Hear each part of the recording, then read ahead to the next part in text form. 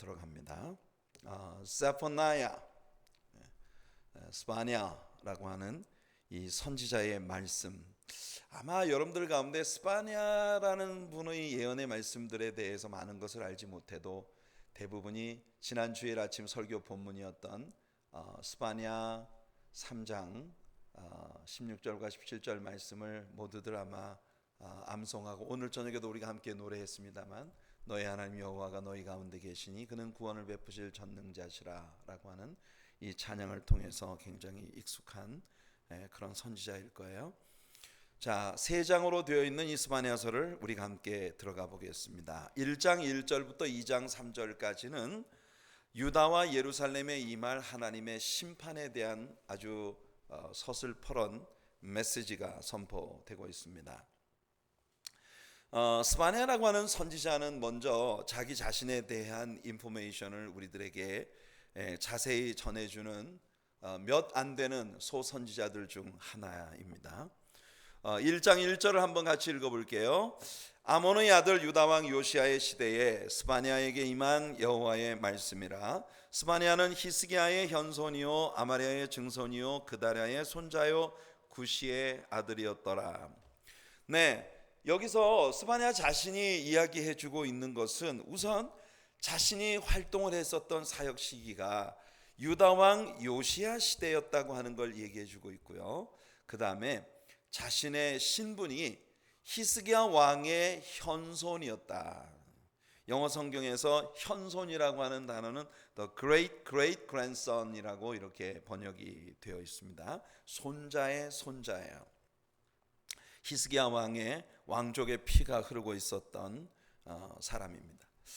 자, 이 요시야라는 왕은 아몬의 아들이고, 아몬은 저 유명한 므낫세의 아들이고, 므낫세는 히스기야의 아들이었어요. 그러니까 지금 왕좌에 앉아 있는 요시야도 히스기야의 후손이고, 그리고 지금 이 시대에 선지자로 활동하고 있는 이 놀라운 하나님의 말씀의 사람 스바냐도 히스기야의 후손입니다.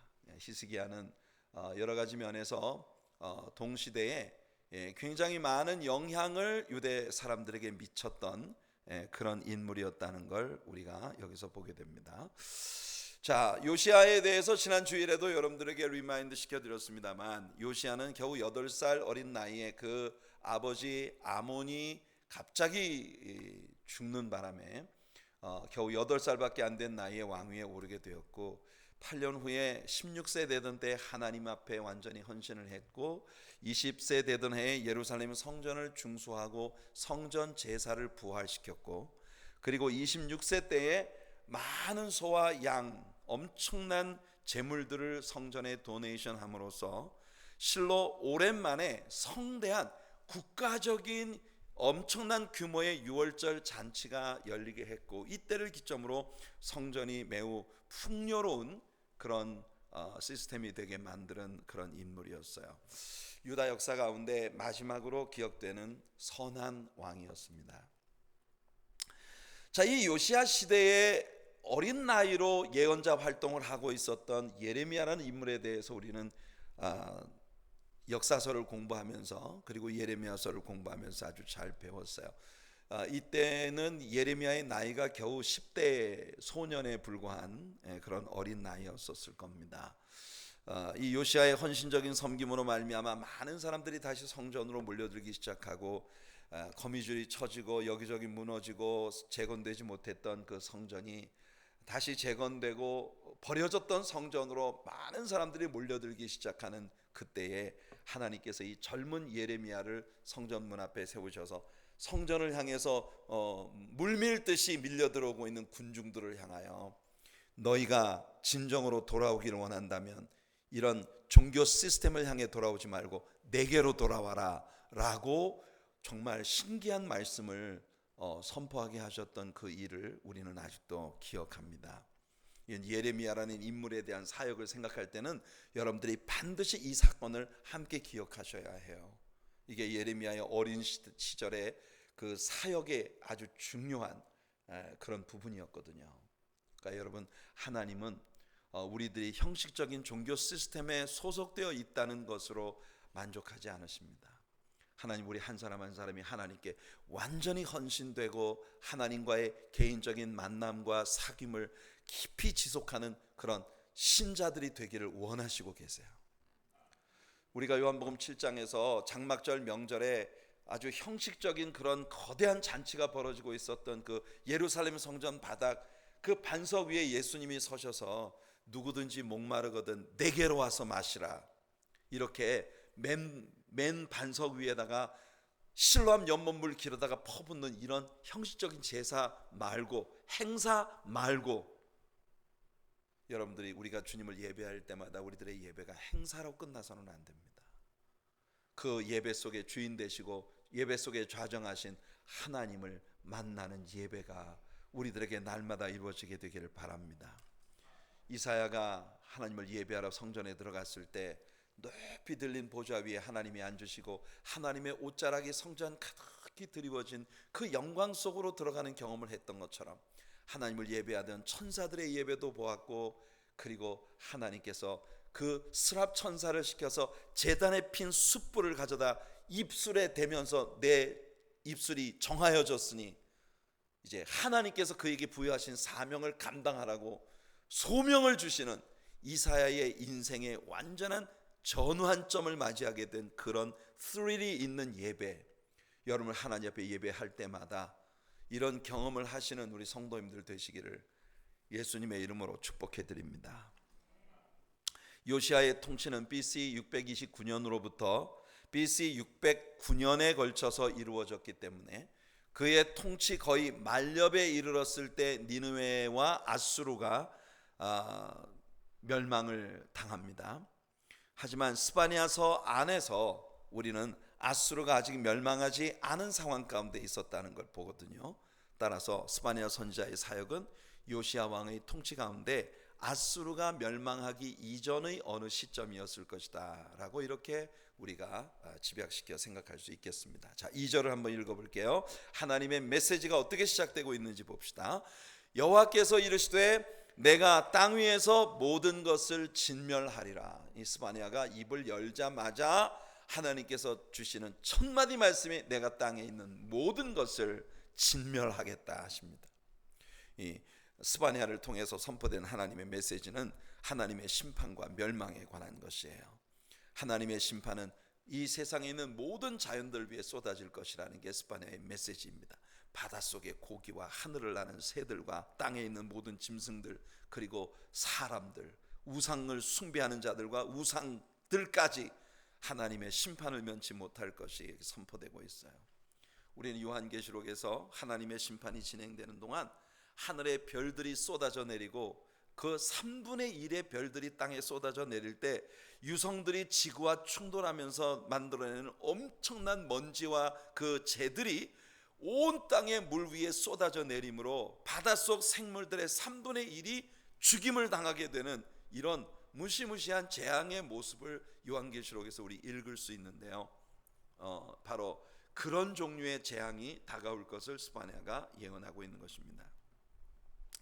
스바냐의 이 예언은, 그러니까 다시 말해서 유다 나라가 바벨론에 의해서 완전히 멸망되리라고 하는 그 예언이 스바냐가 이 예언을 선포한 때로부터 25년 만에 이루어졌어요. 그러니까 이 예언은 비교적 빠른 시일 내에 이루어질 예언이었습니다. 우리가 그 구약의 역사를 공부하면서 가끔 예언자들에 대한 이야기를 할 때 하나님께서 구약에 쓰임 받았던 예언자들에게는 되게 이중적인 예언을 주셨다는 걸 얘기했어요. 기억나시죠? 하나님께서 항상 예언을 주실 때 그 예언 속에는 이중적인 의미가 있어요.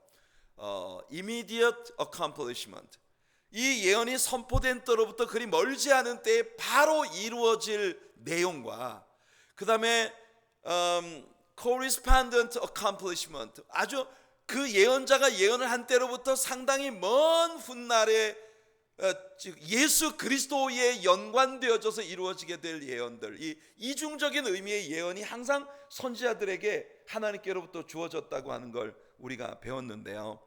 그러니까 스바냐의 예언 가운데 일부는 이렇게 그가 예언을 한 지 10년으로부터 25년 사이에 이루어지게 될 그런 상당히 빠른 시간 안에 이루어질 예언들이 포함이 되어 있었던 거예요. 그런데 여러분, 그 빠른 시간에 이루어지는 예언들이 하나님께로부터 주어진 이유는 뭐냐 하면, 바로 이 예언자가 지금 예언한 것이 10년 후에, 25년 후에 바로 이루어졌습니다. 그것은 이 예언자가 먼 훗날 예수 그리스도와 관련시켜서 예언한 그 예언도 반드시 이루어진다는 보증이에요. 빠른 시간 안에 이루어질 그 예언들을 주시는 이유는 뭐냐 하면, 그 예언이 성취되는 것을 통해 바로 먼 훗날 예수 그리스도와 관련해서 벌어지게 될 예언으로 선포되어진 예언들도 반드시 성취된다 라고 하는 것을 하나님이 보증해 주시는 겁니다. 스바냐 선지자는 예루살렘의 멸망을 예언한 포로 시대 이전의 선지자들 가운데 마지막 선지자가 되겠습니다. 우리 이제 구약 성경에서 세 권밖에 안 남았어요. 학개, 스가랴, 말라기. 야, 여러분들 대단한 분들입니다. 그냥 여기서도 조금 저기서도 조금이 아니라 창세기부터 지금 구약 성경을 세 권 남겨놓고 있어요. 얼마나 공부를 여러분들 많이 하신 분들이에요. 참 여러분들은 정말 위대하신 분들입니다. 그래서 이제 스가랴, 학개, 스가랴, 말라기, 이 세 명의 선지자만 남겨놓고 있는데, 이 세 사람의 소선지자들은 모두 포로 시대 이후의 선지자들이에요. 그러니까 지금 오늘 우리가 배우고 있는 이 스바냐라고 하는 이 책은 포로 시대 이전의 예언자들 가운데 마지막 예언자의 예언입니다. 아마 이와 동시대에 쓰여진 예언서가 예레미야서겠죠. 당연히 같은 시대에 활동을 했었던 인물이니까.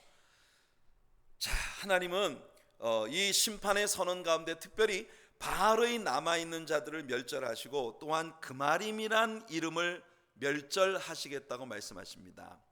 문자적으로 그마림이라고 하는 말은 블랙 로드, 검은 예복을 입었다라는 그런 의미를 갖고 있는 단어입니다.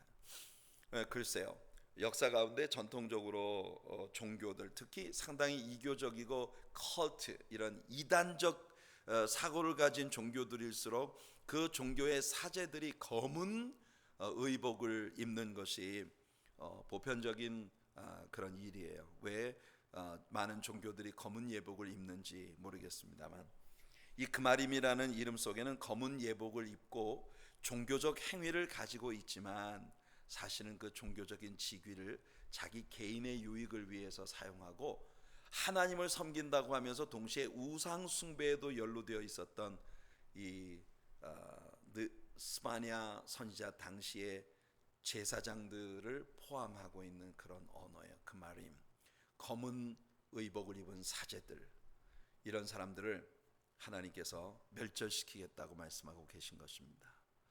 자, 5절을 보면 또 다른 그 일들에 대한 하나님의 심판이 선포되고 있는데요. 한번 읽어볼게요. 같이 읽어봅시다. 시작.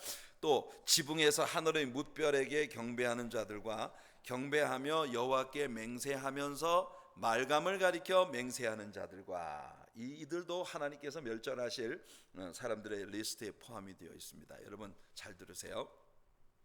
이 말씀에서 예루살렘과 유다에 얼마나 다양한 형태의 우상 숭배 행위들이 아주 깊숙이 자리 잡고 있었는지를 우리는 엿볼 수 있습니다. 하늘의 뭇별들에게 경배하는 자들, 이들은 당연히 천문학자들입니다.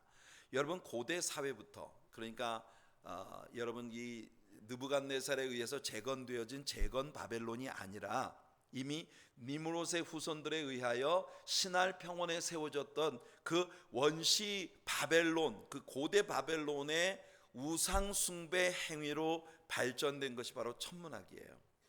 왜 바벨탑을 쌓으려고 했냐면, 바벨탑은 일종의 높은 곳에 올라가 별을 자세히 연구하고 싶은 이 옛날 사람들의 소망을 담고 있는 그런 타월이었던 거예요. 여러분 신라 시대에도 첨성대 같은 것을 통해서 거기에서 별을 연구하려고 하는 이런 일들이 있었지 않습니까? 고대 바벨탑을 쌓은 이유는 뭐냐면 별을 연구하려고 하는 거예요. 왜 별을 연구하려고 하느냐? 하늘의 행성들이 인류의 역사와 사람들의 삶에 모종의 영향을 미친다고 하는 믿음을 가지고 있었던 것이 고대적 사람들이 가진 사고였습니다. 그래서 그들은 다양한 많은 별들을 연구하고 그 별들을 숭배하고 있었던 거예요. 예컨대 주피터, 목성이죠. 마스, 화성, 이런 별들은 남성의 신이었어요.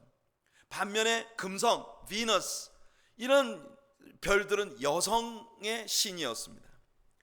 요즘도 여러분 그 남자는 화성에서 왔고 여자는 금성에서 왔다고 하는 그런 믿음을 가지고 있는 사람들이 있어요. 그만큼 남자와 여자는 근본적으로 다른 별에서 온 사람들이다. 그래서 남자와 여자들 사이에 그 차이점을 좁히기 위한 어떤 뭐 이런 노력들에 대한 이런 것이 사람들에게 이제 연구되고 하는 그런 것이 있겠지만, 어떤 사람들은 이 고대 천문학자들이 연구한 별들의 움직임으로부터 사람의 생이 지대한 영향을 받는다고 믿고 있는 거예요. 예를 들어 어떤 별이 어디에 위치하고 있을 때에는 이런저런 일들이 이 땅에 벌어진다든지, 아니면 별들이 어떤 별이 어떤 데 위치하고 있을 때에는 이런저런 일을 해서는 안 된다, 이런 미신적인 해석들이 따르게 되는 것입니다. 그래서 사람들은 그 호로스코프, 즉 천궁도를 만들어내어서 그 별들의 움직임에 따른 점을 치고 있는 거예요.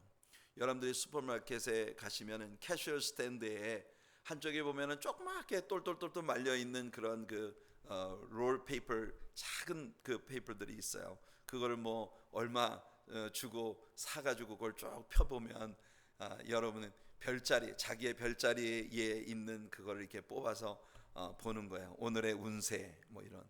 한국 사람들만 오늘의 운세가 있는 게 아니라 미국 사람들도 그렇게 자기의 탄생의 별자리를 가지고 그래서 점을 치는 일을 하는 것입니다. 제가 여러분들에게 이런 일을 언급하는 것은 뭐냐 하면, 이런 일은 단순히 재미삼아 할 수 있는 일이 아니라는 겁니다. 하나님께서 역사 가운데 이미 신명기에서도 이 말씀을 선포하셨어요. 별을 보고 점을 치는 자들, 하나님께서 그들을 진멸하시겠다고 말씀하십니다. 그러니까 여러분, 오늘날의 현대 문화 속에 이것을 일종의 문화로 자리 잡고 있는 것이라고 해서 이 시대를 사는 크리스천들이 믿지 않는 사람들처럼 그런 행동을 하는 것을 하나님이 정말 기뻐하지 않으신다는 거예요. 그래서 제가 여러분들에게 얘기해 드리는 게 그겁니다. 서양 사람들이 탄생의 별자리를 보고 점을 치는 것처럼 우리 동양 사람들은 12간지를 통해서 자기의 탄생의 띠가 뭐냐, 이걸 가지고 점을 치는 거예요. 그러니까 여러분, 무슨 띠라고 하는 거는요, 점을 치기 위한 목적으로 만들어진 겁니다. 하나님께서 아주 기뻐하지 않으시는 거예요. 옛날 어른들은 몇 년생이라고 말하는 것보다 무슨 띠라고 말하는 것이 나이를 가늠하는데 훨씬 더 용이하다고 하는 그런 생각을 하고 계십니다만, 하나님이 기뻐하지 않으시는 일이니까 되도록 여러분들은 무슨 띠 이런 이야기 하지 않으셨으면 좋겠어요. 나는 여러분의 목사니까 여러분들의 목사로서 내가 가지고 있는 소원입니다. 제가 섬기는 성도님들이 언제 사람들끼리 서로 인사를 하는데, 아유, 예, 제가 뭐 59년생 닭띠입니다, 개띠입니다, 뭐 이러면서 이런 소개를 하는 거, 이런 거 저는 정말, 내가 적어도 나한테 말씀을 배우는 성도님들 가운데에서는 여러분들 그냥 농담으로라도 그런 이야기를 입에 올리지 않았으면 좋겠다. 뭐 동의하지 않으실 수도 있습니다만, 그러나 제 생각엔 그래요. 하나님께서 기뻐하지 않으시는 일이니까, 여기에 이 별자리를 보고 점을 치는 일, 이런 일들을 하나님이 아주 기뻐하지 않으셔요. 이런 일을 하는 자들을 죽이라 하셨거든요. 그러니까 여러분, 어디 토정 비결 이런 거, 예수 믿는 사람들 중에도요, 연초마다 토정 비결 사다 보는 사람들이 있더라고요. 여러분, 이건 절대, 이런 건 그냥 목사님 재미삼아 보는 거예요. 저는 되도록 중국집에 가서 식사 끝나고 나오는 포춘 쿠키도 별로 읽고 싶지 않습니다. 왜냐하면 이런 관행들이 하나님이 기뻐하지 않으시는 일이라고 생각이 되니까 그냥 마음이 편치 않아요. 물론 뭐 포춘 쿠키가 점을 치는 건 아닙니다만, 뭐 온갖 종류의 덕담들 거기 다 들어있는데, 어떤 때는 이런 글이 여기 왜 있는지 싶은 글들도 있는데, 아무튼 여러분, 우리가 그리스도인으로 살아가면서 문화 속에 섞여 있는 하나님 기뻐하지 않으시는 사탄의 영향 아래 있는 일들, 이런 것들을 여러분들 걸러내는 것이 우리 신자들의 삶에서 아주 중요한 일 중 하나예요. 자, 여기 보니까 여호와께 맹세하면서, 맹세한다는 건 서원의 개념을 가지고 있는 거겠죠. 동시에 말캄을 가리켜 맹세하는 자들. 그러니까 이 말캄이라는 건 여러분 배웠죠? 우리가 모압과 암몬의 우상들 가운데 밀곰, 말캄 이런 우상들이 있었던 것을 배웠습니다. 몰렉 같은 이 블레셋의 몰렉 같은 그런 종류의 신이었어요. 말캄. 이런 신을 하나님을 숭배한다고 하면서 동시에 이런 우상들을 숭배하는 일을 행하는 자. 하나님은 이런 우상 숭배자들에게 너희는 여호와 앞에서 잠잠할지어다 선포하십니다. 7절 한번 읽어볼게요. 주 여호와 앞에서 잠잠할지어다. 이는 여호와의 날이 가까웠으므로 여호와께서 희생을 준비하고 그가 청할 자들을 구별하셨음이니라. 여기 보면 여호와의 날이 나옵니다. 따라서 한번 합시다. 여호와의 날, 여호와의 날, The day of the Lord. 이 구약의 예언자들의 예언 가운데 보면 이 여호와의 날이라고 하는 단어가 여러 차례 키워드로 등장하는 것을 볼 수 있습니다. 요엘 선지자의 예언의 주제가 바로 이 여호와의 날이었어요. 그 예언자들이 여호와의 날이라고 언급을 할 때 그 날은 하나님의 무서운 심판이 이 땅에 떨어지는 날을 의미하는 날들이에요. 아모스 선지자도 하나님의 심판의 날을 여호와의 날이라고 아모스 5장에서 불렀습니다. 하지만 여러분, 여호와의 날은 심판으로 끝나는 것이 아니라 심판 이후에 여호와 하나님의 영광이 그 뒤를 따르는 날입니다. 영광 중에 하나님이 통치하시고, 중요한 사실은 우리가 살고 있는 시대에 이미 우리는 하나님의 심판의 전조들을 보고 있다는 거예요. 여러분, 예측 불가능한 신종 바이러스들이 해마다 출현을 하고, 전염병들, 쉼없는 테러와 대형 사고들, 전쟁과 지진의 소식들, 하나님은요 바로 여호와 하나님의 날을 준비하고 계신 것입니다. 이것은 곧 이 땅에 심판이 다가오고 있고 예수 그리스도의 재림의 영광의 날이 다가오고 있다고 하는 것을 우리들에게 보여주는 것이에요. 성도 여러분, 우리 모두가 주님 앞에 서는 그날을 믿음으로 늘 기다리며 살아가는 자녀들이 되기를 축복합니다. 8절에 보니까 하나님은 이스라엘 백성들이 그들의 전통 의상을 벗고 이방인들의 옷을 입는 일이 일어날 것이라고 말씀합니다. 심지어 왕족들도 이방인들의 옷을 입을 것이라고 말씀하고 있어요. 이미 이스라엘은 오늘날에 와서 그렇게 바뀌어 버렸습니다만, 또 9절을 보시면요, 종들이 도적질을 해서 남의 것을 가져다 자기 주인의 창고를 채우는 모습이 나옵니다. 이게 무슨 말이에요? 굉장히 물질을 많이 가지고 부와 권력을 가진 자가 자기 종들을 시켜서 연약한 자의 것을 탈취해서 자기 창고를 채우도록 만드는 이런 가진 자들의 횡포가 횡행하는 모습을 묘사하고 있습니다. 10절에 보니까 어문에서 곡성이 들릴 것이라고 예언되고 있어요. 여러분이 어문이라고 하는 말은, 어문이라고 하는 문은 우리 배웠죠? 느헤미야 3장에서 예루살렘에 10개의 문들이 있었다는 걸. 그 10개의 문들 가운데 북쪽에 위치하고 있었던 것이 바로 이 피시게이트입니다. 어문. 이 문으로 바벨론 군대들이 쳐들어온 거예요. 그러니까 어문에서 곡성이 들려온다는 건 바벨론의 공격으로 유다가 무너질 날이 심히 가까이 왔다고 하는 걸 스바냐가 예언을 한 것입니다. 자, 11절과 12절을 한번 같이 읽어볼게요. 시작. 막데스 주민들아, 너희는 슬피 울라. 가나안 백성이 다 패망하고 은을 거래하는 자들이 끊어졌습니다. 그때에 내가 예루살렘에서 찌꺼기같이 가라앉아서 마음속에 스스로 이르기를 여호와께서는 복도 내리지 아니하시며 화도 내리지 아니하시리라 하는 자를 등불로 두루 찾아 벌하리니. 여기 흥미로운 사람들이 나옵니다. 하나님께 무관심한 자들이에요. 이 사람들은 찌꺼기처럼 예루살렘의 바닥에 가라앉아 있어요. 뭐 어떤 일에도 두드러지게 자기 모습을 드러내지 않으면서 이 사람들 속에 숨어서, 아이고 하나님은 뭐 벌도 내리시지 않고 복도 내리시지 않는 분이야. 그 말은 무슨 말이야? I don't care. 하나님에 대해서 나는 하나님이 누구든 난 상관없어. 그러면서 이 찌꺼기처럼 이 바닥에 쫙 숨겨져서 가라앉아 있는 사람들이에요. 제가 볼 때는 오늘날의 교회 안에도 이렇게 찌꺼기처럼 가라앉아서 이것도 저것도 아닌 채로 교회 생활을 하고 있는 분들이 참 많이 계시다. 두려운 이야기예요.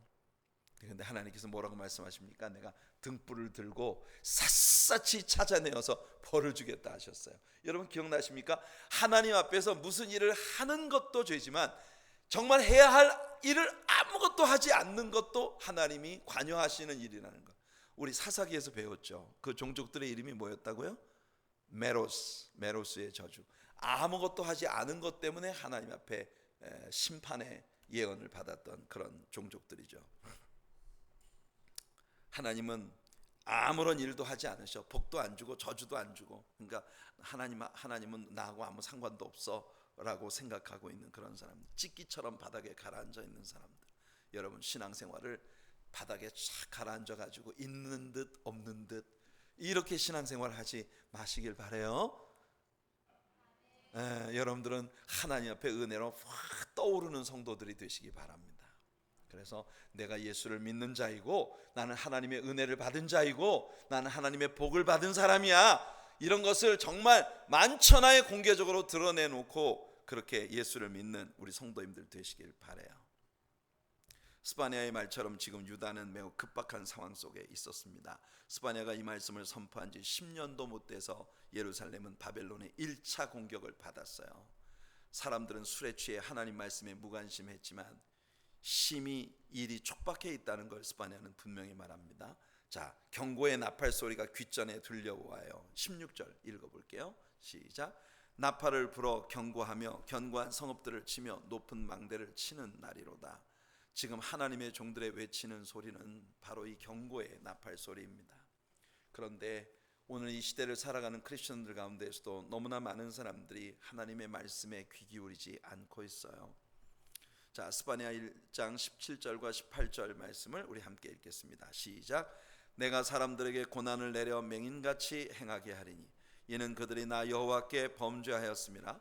또 그들의 피는 쏟아져서 티끌같이 되며 그들의 살은 분토같이 될지라. 그들의 은과 금이 여호와의 분노의 날에 능히 그들을 건지지 못할 것이며 이 온 땅이 여호와의 질투의 불에 삼켜지리니 이는 여호와가 이 땅 모든 주민을 멸절하되 놀랍게 멸절할 것임이니라. 보세요. 1장은 이렇게 하나님의 무서운 심판의 선고, 분노하신 하나님의 모습이 보였습니다.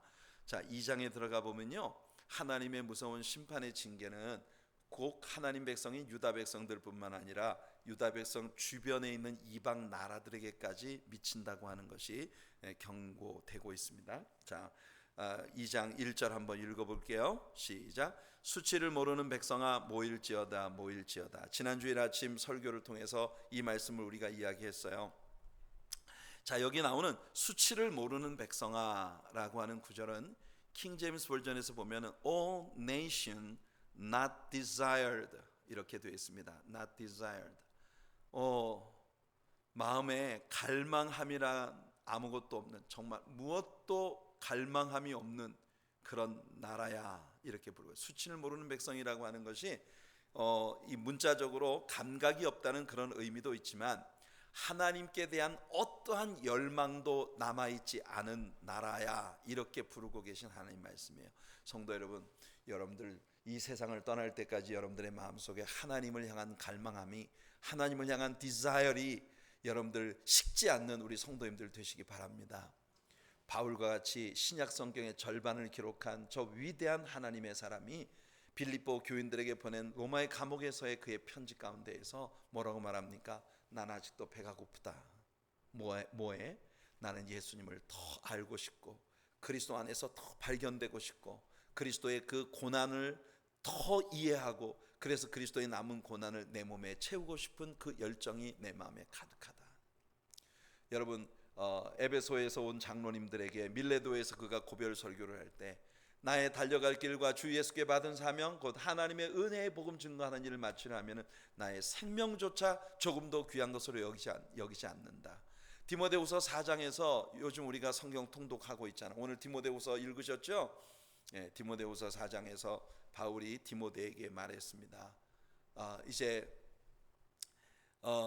나의 달려갈 길을 마치고 내 믿음을 지켰은즉 이제 후로는 주곧 의로우신 재판장이 내게 주실 그 의의 면류관을 나는 바라보며 마지막까지 나의 다름질을 계속한다고 이렇게 디모데에게 고백하고 있는 바울의 이야기를 우리는 여기서 봅니다. 성도 여러분, 디자이어이 식으면 우린 죽은 거예요. 여러분들의 신자로서의 디자이어이 날마다 새롭게 타오르는 우리 성도님들 되시기 바랍니다. 아멘. 예, 수치를 모르는 백성아 모일지어다 모일지어다. 이 말은 디자이어이 식어버린 성도들이여 모여라 모여라. 하나님께서 여러분들을 부르시고 계신 겁니다. 할렐루야. 자, 뭐라고 하나님 말씀하십니까? 2절 3절 읽을게요. 명령이 시행되어 날이 겨같이 지나가기 전, 여호와의 진노가 너희에게 내리기 전, 여호와의 분노의 날이 너희에게 이르기 전에 그리할지어다. 여호와의 규례를 지키는 세상의 모든 겸손한 자들아, 너희는 여호와를 찾으며 공의와 겸손을 구하라. 너희가 혹시 여호와의 분노의 날에 숨김을 얻으리라. 그러니까 여러분, 이것은 우리 하나님의 여러분을 향하는 끊임없는 소원이세요. 하나님, 우리 모두가 하나님의 이 진노의 날을 피하기를 원하시고 계십니다. 믿습니까 여러분? 누가복음 21장에서 예수님은 이 여호와의 날, 하나님의 분노와 심판의 날에 대한 말씀을 예수님이 다 들려주시고 난 다음 하나님의 두려운 심판에 관한 모든 일들을 말씀하신 후에 예수님은 오늘 이 스파냐를 통해 하나님이 선포하시는 것과 동일한 말씀을 주세요. 누가복음 21장 35절과 36절이에요. 한번 읽어볼게요. 이 날은 온 지구상에 거하는 모든 사람에게 임하리라. 이러므로 너희는 장차 올 이 모든 일을 능히 피하고 인자 앞에 서도록 항상 기도하며 깨어 있으라. 아멘. 아멘. 이것이 오늘 이 시대를 살아가는 우리 하나님의 사랑교회 성도님들의 신앙이 되기를 예수님의 이름으로 축원해 드립니다. 항상 기도하고 깨어 있어 여러분들의 마음이 디자이어이 식지 않는 그런 성도들로 주 앞에 서는 우리 성도님들 되기를 예수님 이름으로 축복해 드립니다. 신약 성경에 데살로니가 전후서에서 2번, 로마서에서 2번 바울 사도는 하나님께서 이 땅에 퍼부으실 그 진노를 피하는 것이, 그 진노에 들어가지 않도록 하나님께서 우리를 구원하셨고 택하셨다고 하는 것을 이렇게 강조하고 있는 것을 우리는 봅니다. 이 모든 일을 능히 피하고 인자 앞에 서도록 깨어 있어서 기도해라. 이것이 저와 여러분들의 삶이 되기를 축복합니다. 다음 절로부터 이스라엘 주변 나라들에 대한 하나님의 심판이 선언되고 있어요. 4절부터 7절에서 블레셋에 대한 심판입니다. 이 블레셋의 나라들은 바벨론에 의해서 결국 초토화되었어요.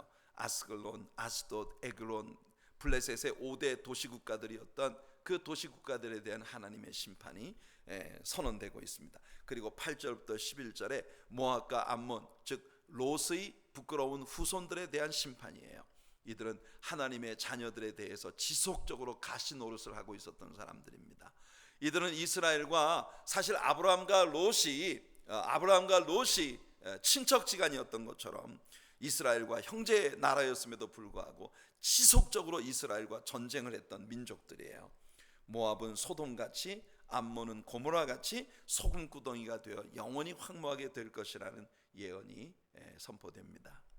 이방의 모든 해변 사람들이 각각 자기 처소에서 여호와께 경배하리라 라고 하는 선포를 여러분들이 눈여겨보실 필요가 있겠습니다.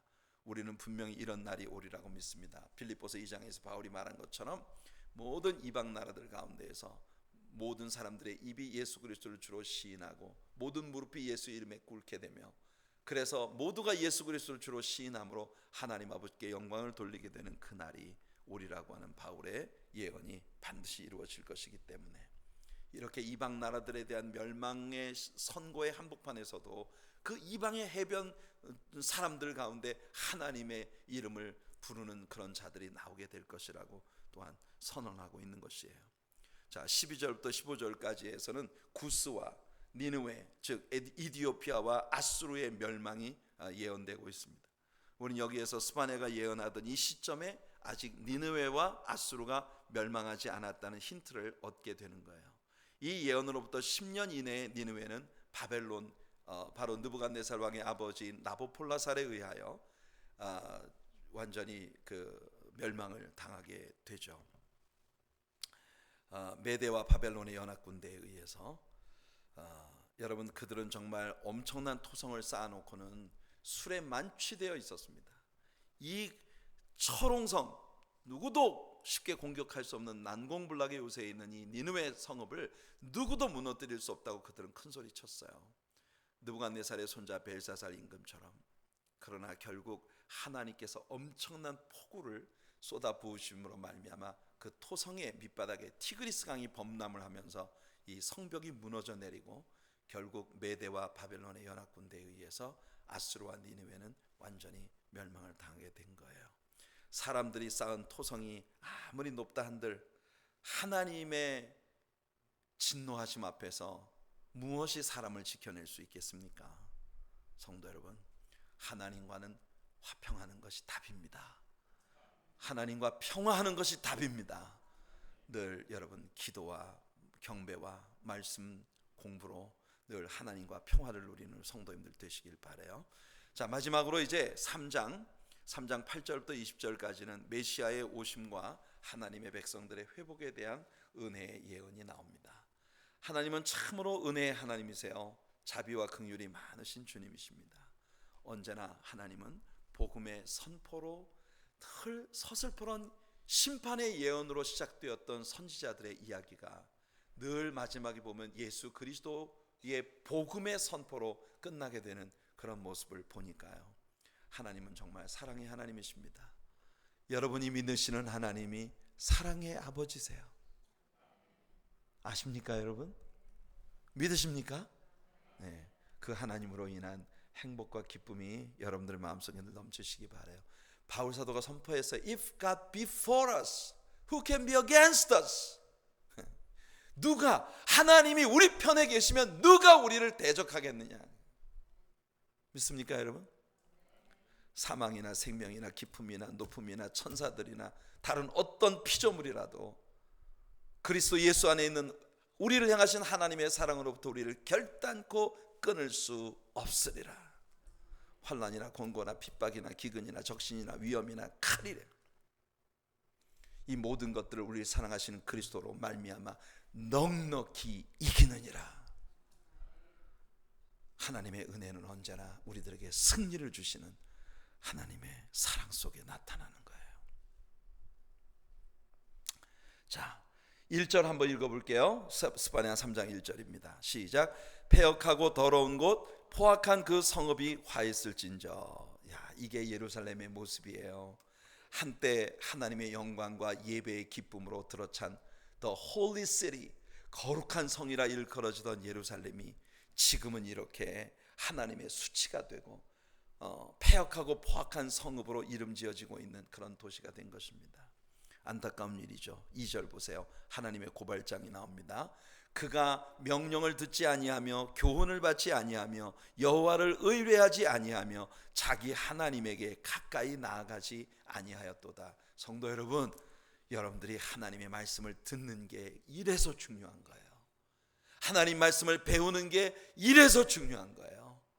열심히 하나님 말씀을 공부하고 말씀이 선포하고 있는 하나님을 신뢰하고 믿으며 하나님께 가까이 나아가시는 여러분들 되시기를 축복합니다. 레위기 26장 14절로 18절에서 벌써 하나님은 모세를 통해서 이스라엘 백성들이 하나님의 경고도 받지 않고 하나님께 청종하지도 않으며 하나님의 명령을 준행하지도 않고 규례를 멸시하고 마음에 하나님의 법도를 싫어하는 날이 올 것이라고 말씀하셨어요. 이 모든 일이 문자 그대로 지금 성취된 거 아니겠습니까? 하나님은 정말 인내의 하나님이십니다. 이미 오래전 이스라엘이 가나안 땅에 들어가기도 전에 벌써 모세를 통해서 이 경고를 주셨는데 그 후에 이들이 하나님께 범죄할 때마다 조금씩 하나님의 징계를 더해 가시며 그들을 계속 부르셨어요. 내게로 돌아와라. 마음에 디자인이 없는 백성들아, 내게로 돌아와라. 하나님은 정말 애처롭게 그렇게 이스라엘을 부르셨습니다. 하지만 그들은 듣지 않았어요. 그들을 향한 하나님의 징계는 조금씩 그 강도를 더해갑니다. 여기 스바냐가 말하고 있습니다. 교훈을 받지 않으며, 이 교훈을 받지 않는다는 말이 They didn't receive the correction. 그냥 교훈을 받지 않는다는 그 말은 뭐냐면 하나님께서 그들을 correct 해주시려고 하는 그 시도를 이스라엘 백성들이 전혀 받아들이지 않았다는 겁니다. 하나님께서 디모데후서 3장 16절에서 바울을 통해 우리에게 말씀하셨어요. 모든 성경은 하나님의 감동으로 된 것으로 교훈과 책망과 바르게 함과 의로 교육하기에 유익하게 하려 합니다. 모든 성도들을 정말 우리 하나님 안에서 우리에게 주시는 교훈이, 하나님의 말씀이 우리를 코렉트해, 교훈과 책망과 바르게 한다는 게 뭐예요? 코렉션. 하나님의 말씀을 열심히 공부할 때 우리는요, 우리의 삶이 코렉트 되어져서 하나님께 이렇게 얼라인 되어져, 하나님 앞에 하나님께 조율되어지는 그런 신자가 된다는 거예요. 하나님께서 우리들에게 그런 은혜를 베풀어 주시기를 축복합니다. 한 나라의 이런 타락의 저변에는 언제나 지도자들의 부패가 지적되고 있습니다. 하나님은 그들의 거짓 경건과 체면 속에 감추어진 죄악들을 적나라하게 드러내셔요. 3절로 5절에서 방백들은 부르짖는 사자요, 재판장들은 이튿날까지 남겨두는 것이 없이 모든 것을 삼켜버리는 저녁 이리들과 같은 자들이라고 하십니다. 정말 슬픈 지적이죠. 이 수치를 모르는 지도자들의 끊임없는 죄악은 아침마다 간단없이 보여주시는 하나님의 의의 교훈도 발견하지 못하게 합니다. 그들은 눈 멀고 귀 먹었습니다. 예수님께서 바리새인들과 서기관들에 대해 말씀하기를 맹인으로서 맹인을 인도하는 자들이라 하셨어요. 천국문을 여는 열쇠를 가지고 자기도 안 들어가고 남도 못 들어가게 하는 자들이라고 그렇게 경고하셨습니다. 당연히 그들은 짖지 못하는 벙어리 개입니다. 짖지 못하는 벙어리 개. 하나님의 종들이 하나님의 진리의 말씀을 외치지 못하면 벙어리 개예요. 자, 여기까지는 스바냐 당시의 유대인들에게 주시는 경고와 격려가 믹스업되어 있는 그런 말씀입니다. 이제부터 미래에 대한 말씀을 하나님이 주십니다. 8절 한번 읽어볼게요. 시작. 나 여호와가 말하노라. 그러므로 내가 일어나 벌할 날까지 너희는 나를 기다리라. 내가 뜻을 정하고 나의 분노와 모든 진노를 쏟으려고 여러 나라를 소집하며 왕국들을 모으리라. 온 땅이 나의 질투의 불에 소멸되리라. 하나님은요, 하나님의 모든 진노들을 쏟으려고 나라들을 소집하겠다 하십니다. 이것은 바로 요한계시록에 나오는 아마겟돈 전쟁의 양상을 우리에게 보여주는 거예요. 하나님은 온 세상 나라들의 마음에 이스라엘에 대한 적개심을 품게 하셔서 그들이 이스라엘을 치기 위해 무기또 평원에 모이게 되는 것입니다. 그리고 그 위에 하나님의 무서운 진노를 퍼부으시는 그런 전쟁이, 여러분, 예수님이 지상에 재림하셔서 그 전쟁을 중지시키지 않으면 이 세상에 살아남을 자가 없으리라는 그런 어마어마한 열국들이 아마겟돈에 모여서 완전히 200스타디온 이상의 피가 강물처럼 흘러내리는 어마어마한 살육의 전쟁을 벌이게 될 것이 예언되고 있습니다. 9절을 한번 읽어볼게요. 시작. 그때 내가 여러 백성의 입술을 깨끗하게 하여 그들이 다 여호와의 이름을 부르며 한 가지로 나를 섬기게 하리니. 와우. 여러분, 이 무서운 심판이 있은 후에는 하나님의 영광의 날이 온다고 했잖아요. 그렇죠? 아마겟돈 전쟁으로 인한 이 땅에 참화가 있은 후에 예수님이 지상에 재림하셔서 이 땅이 바로 킹덤 에이지에 들어가게 되는 거예요.